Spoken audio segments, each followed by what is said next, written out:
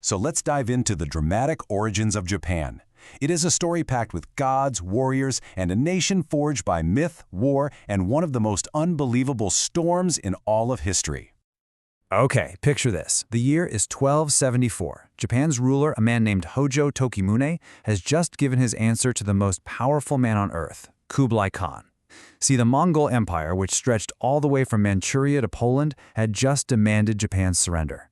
Tokimune's response? He had the Khan's envoys executed. I mean, talk about an act of supreme defiance.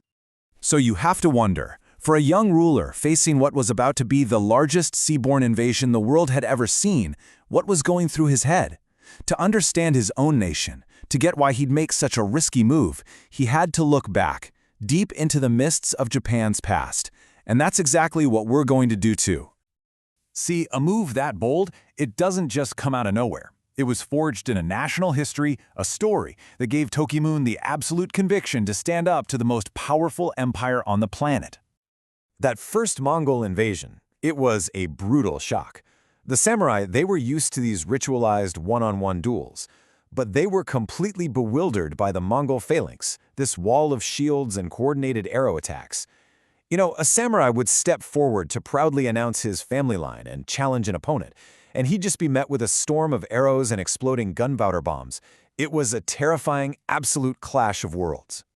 All right, let's hit rewind. I mean, way back. We're going to the 8th century, where a court noble named Yasumaro is given this monumental task by the empress. His job? Write the official history of Japan. But here's the thing, this wasn't just about recording facts. This was about creating a divine reason, a mandate for them to rule. And wow, what a story he came up with. According to his official history, the islands of Japan themselves were literally born from the jeweled spear of the gods, and their greatest child was the Sun Goddess Amaterasu.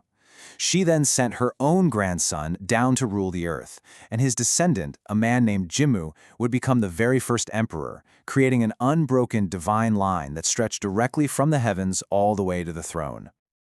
So you see, this was an absolutely masterful piece of political propaganda. It's kind of like how Virgil wrote the Aeneid to legitimize Emperor Augustus back in Rome. Yasumaro crafted this incredible story that made the imperial family literal descendants of the Sun Goddess. Their right to rule wasn't just about power anymore, it was a heavenly decree. And that idea, it would echo for centuries. But okay, that was the official story, the myth. Archaeology, well, it tells a very different and much more human tale of how Japan was actually settled. So let's peel back that myth and look at what really happened. So for thousands of years, Japan was home to the Jomon people, who were pretty peaceful hunter-gatherers. Then, as you can see here, around 900 BCE, a new group of people arrived from the continent, the Yayoi. And they brought with them revolutionary tech, like farming rice, but they also brought a brand new concept, organized war. This migration sparked a ton of conflict, which eventually led to the Kofun period, famous for these enormous keyhole-shaped tombs built for their powerful new rulers. And get this, one of the most powerful of these early rulers wasn't an emperor at all, but a shaman queen named Himiko. Ancient Chinese records describe her as this mysterious figure who ruled through magic and sorcery and was almost never seen by her own people. But she was also a really savvy diplomat. She sent missions to China and was recognized as an ally of the Wei dynasty. It's actually very likely that this powerful, real-life queen was the historical inspiration for the mythical sun goddess Amaterasu. So as these different clans started grabbing more and more power, they began looking across the sea to the continent, not just for trade, but for the very ideas that could forge a single unified nation. Then, in the 6th century, the Korean Kingdom of Baekje sent a letter and a statue, and with them introduced a new and profound philosophy, Buddhism. At first, this caused a massive conflict with the native Shinto beliefs, the traditional way of the local gods. Some people even blamed the new faith for plagues, thinking it was an insult to the spirits of the land. But its appeal was just undeniable. The person who really harnessed all these new ideas was Prince Shotoku, who is often called the father of the Japanese nation. He fully embraced Buddhism as the state religion, and, looking to China as a model, he created a constitution based on Confucian ideals of harmony and social order. He sent tons of diplomatic missions to soak up continental culture and technology. And it was Shotoku who is even credited with coining the name Nishan, or Japan, the land of the rising sun. But as Japan's state grew more sophisticated, a really strange split began to happen. A huge divide grew between the ultra-refined, elegant life of the imperial court in the capital and the violent, chaotic reality out in the provinces. The court in Kyoto, it became a world completely unto itself. Courtiers were writing elaborate poetry and living these lives of incredible aesthetic refinement. It's all captured in the world's very first novel, The Tale of Genji. But meanwhile, out in the countryside, it's a completely different world. Control was breaking down, powerful clans were fighting over land, and out of all this chaos, a new class of professional warriors was born. They were called the samurai, a word that literally means to serve. These were hereditary warriors, and they were bound by a strict code of loyalty and military service to a single lord. Their entire life was dedicated to martial skill, and as the court in the capital grew more and more distant, the power of these provincial warriors just grew stronger and stronger. This all came to a head in the 12th century when two massive samurai clans, the Taira and the Minamoto, fought a brutal civil war for control of the entire nation. The Minamoto clan won, and their leader did something totally revolutionary. He created a parallel government, a military dictatorship called the shogunate. The emperor was still this divine figurehead in Kyoto, but the real power now belonged to the shogun and his samurai in Kamakura.